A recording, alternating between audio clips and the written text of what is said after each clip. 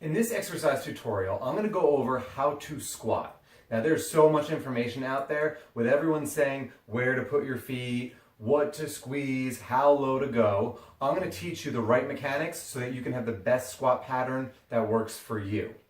So when setting yourself up, what you'll do is keep your feet shoulder width apart. Now this is pretty standard. If you look down at where your heels are, they should be dead on aligned with your shoulders. In terms of how your feet go, you really want to be as forward as you comfortably can be with your toes. So what that means is if you come down into a squat and you're finding that you're kind of jamming into your hips a little bit and you're not able to sit in your pelvis, then it is acceptable to slightly turn your toes out. You don't want to go all the way out until like a sumo squat. There's all different variations. But for a standard squat, you just want to be forward or slightly toe out. Okay. Now in terms of your knee position, your knees and ankles track directly with your toes the whole time. So how this will look is as you sink back, you can see that the knee is going to stay right over the stable foot. It's not allowing the knees to drop in. As you fatigue, you might find when the glutes start to not be able to stabilize, the knees will start to drop together. You want to avoid that as much as possible.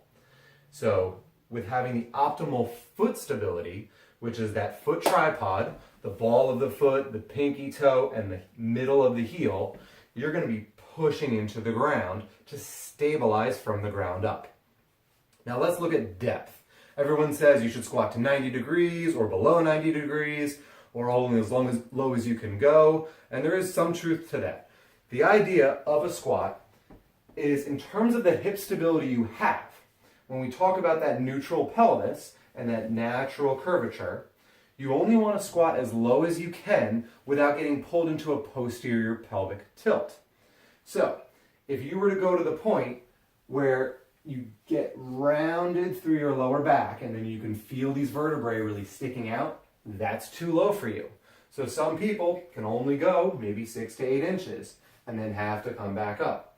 Because again, if it gets tucked under because of that butt gripping and that poor core stability, well, that's your end point. If you work in the right range of motion that you have, you'll be able to build correctly, and before you know it, your joints, your hips open up and you're able to get a little lower without any risk of injury. So again, when you sink down, you're keeping that natural pelvic tilt. And you may need to practice this in the mirror if you can look at yourself sideways and really kind of see, at what point do I get to where I start to round my lower back and tuck under? And that's just too much for you. Okay. Now, thinking about cueing, for some reason, we tend to cue squeeze the glutes or crush the walnut in the butt cheeks. And I don't know where that cue came from, and I don't know why it's still perpetuated today. Because the glutes aren't designed to just clench your butt. That's not their function. They're designed to help you extend at the hip or extend the leg back. So I find that there's 2 ideal cues when thinking about how to perfectly activate your glutes. The first is splitting the earth. Now what that means is when you're in your squat position, if you were to imagine that your feet are pushing into the ground, trying to spread the earth, like it's as if you're on a giant piece of paper that you're trying to rip down the center. So that does require a little bit of that foot pressure to the outside of your shoe without rolling the ankle so that you can really feel that activate. And if you just practice that now, when you push out, you'll feel that glute medius, that outside part of your hip stabilizers really turn on and stabilize. If you have trouble feeling that, you can always go right back to a resistance band around your knee, get a little bit of pressure, and you'll definitely feel those glutes activate. That's the mind-body connection you want for your glute. The second cue that really helps, especially when squatting heavier loads, is to think about pushing the earth down away from you. And here we're taking advantage of that motor control idea of how we develop as children, which is connecting to a stable object to stabilize the joint perfectly. So what that means is when you sink down, when I'm here at the bottom of the motion, I'm not thinking of just lifting my body. I'm actually thinking mentally, I'm trying to stay here. I'm not moving. I'm applying pressure into the ground, into the earth.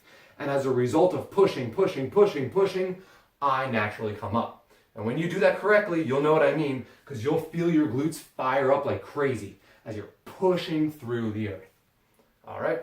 Now, when you come up in the top of a squat, you never want to lock out. So you don't come to the point where you lock your knees forcibly or lock your hips. There's no point to doing that. It's just going to jam the hip forward in the socket, jam the knee into a total extended position, and you're not going to get the results that you're looking for. So from the side, what we want to ideally see is that the knee stays hinged in one spot.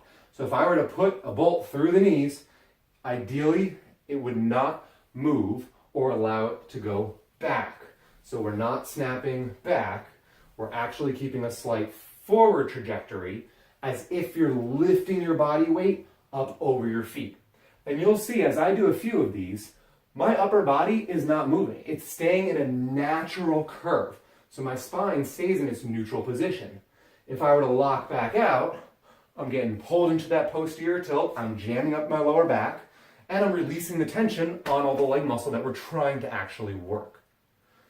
So again, from the front, think about when you're coming down, you're building the tension through the legs, you're pushing into the earth, and coming 90% of the way up to keep the nice soft joints.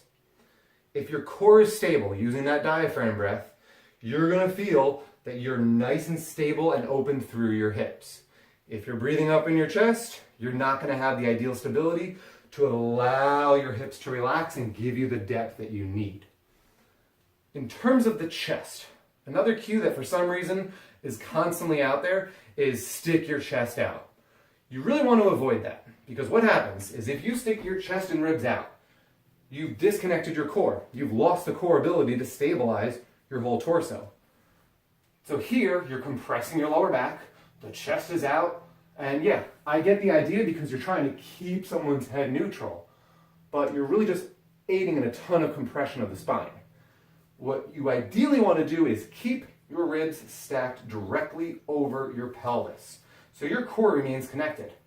You're just sinking back and pushing up. Again, maintaining a neutral spine as you do this position. The head also stays neutral. You don't want to compress the neck as you're pushing through, whether you're doing a back squat or a front squat, dumbbell, whatever. Keep everything looking about 5 to 6 feet in front of you with that nice neutral spine. Now, there's a little tip, especially when you're lifting heavier loads, of letting the eyes go up. You'll see Olympic lifters do this all the time.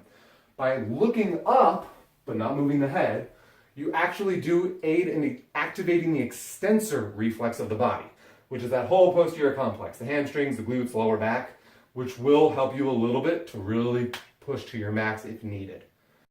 So I'm going to run through a few squats here so you can see the pacing. And remember, you're going to take the inhale before you go, load and go with air, and then exhale on the way up. So you're nice and stable. You're inhaling, holding that air, coming through, pushing through the ground, exhale, and then sink right back down. Now you'll notice when I go to sink down slowly, it's a very controlled pace, allowing you to sit back in the hips. When you start to fatigue, you'll find that your body will drop very quickly. You don't want to do that. You don't want to drop back. Control slow, build that tension. The first time you're working through these, you might find that it's tough to keep your knees aligned and you want to step back and fall back. That's okay. Keep challenging yourself to stabilize. You might also find that the feet are wobbly or the knees start to dip in. Again, as long as you're not getting lazy and you're fighting to stabilize as much as you can, your body is going to improve and get you the motor control you need to perform this correctly.